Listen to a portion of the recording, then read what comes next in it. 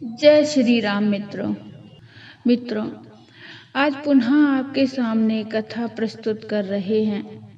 मित्रों, मेरे भाईजनों, मेरे बंधुओं, आप सभी के आशीर्वाद से और प्रार्थना से मैं काफ़ी स्वस्थ हूँ। हालांकि पूरी तरह से स्वस्थ नहीं हो पाई हूँ, लेकिन बहुत ज़्यादा आराम मिल गया है। तो मेरे मित्रों, मैं फिर से भगवान की श्री राम जी के प्रसंगों को शुरू करूंगी।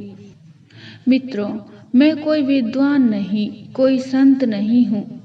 मैंने पहले भी जो प्रसंग प्रस्तुत किए हैं वह संतों के श्री मुख से सुने हुए ही हैं।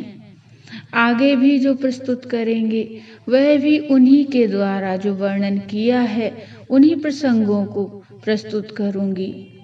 मित्रों, श्री राम कथा यह एक ऐसा ग्रंथ है जिसे बार बार पढ़ना चाहिए।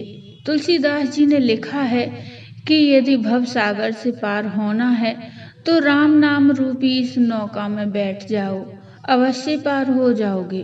तुलसीदास जी ने हमारे जीवन की उपमा सागर से दी है। जिस तरह सागर में उथल पुथल होती है, उसी तरह हमारे जीवन में भी उथल पुथल होती है।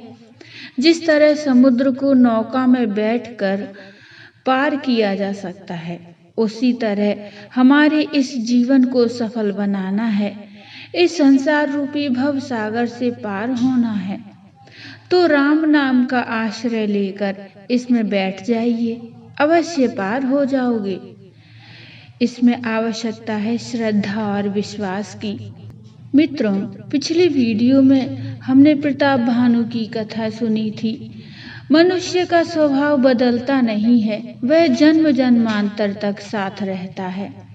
ब्राह्मणों के श्राप के कारण प्रताप भानु राजा दूसरे जन्म में रावण हुआ।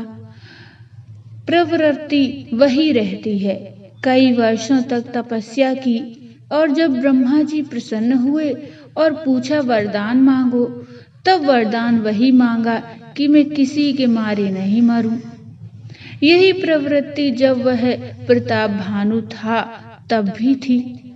तब भी प्रताप भानु ने कपटी मुनि से यही कहा था कि मैं किसी के मारे नहीं मरूं, मुझे कोई मार न सके, मुझे कोई रोग न आए, बुढ़ापा न आए। यही प्रवृत्ति दूसरे जन्म में रही। विधि का विधान अटल है, जैसा करोगे वैसा भरोगे।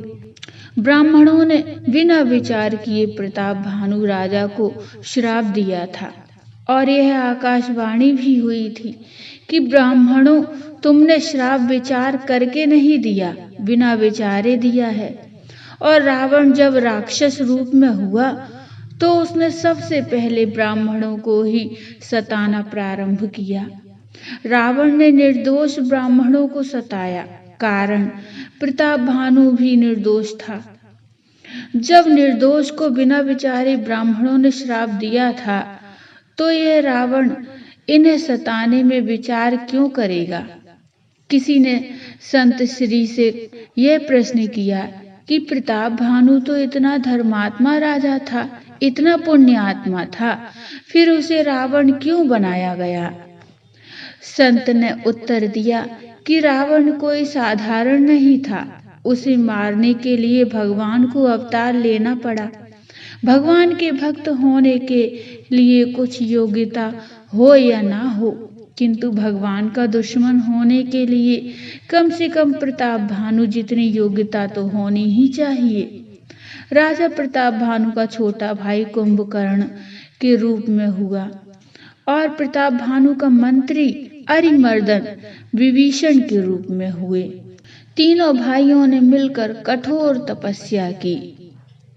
तो बोलिए जय श्री राम। मित्रों, अभी पूरी तरह से स्वस्थ नहीं है, इसीलिए गले में थोड़ी दिक्कत हो रही है, तो कथा को यहीं विराम देते हैं।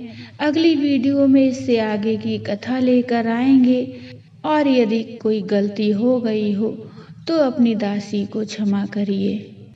मित्रों, कथा अच्छी लगी हो तो लाइक करिए और चैनल को सब्सक्राइब कर लीजिए। कमेंट में जय श्री राम लिखिए। मिलते हैं इससे आगे की कथा को लेकर तब तक के लिए जय श्री राम।